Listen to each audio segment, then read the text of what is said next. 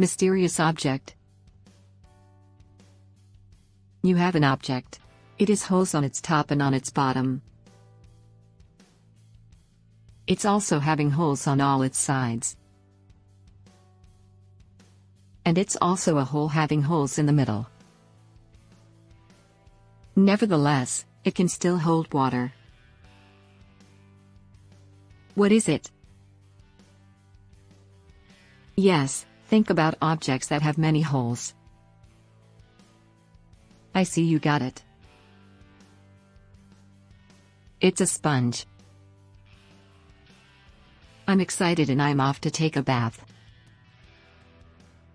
And you should continue solving some more brain teasers.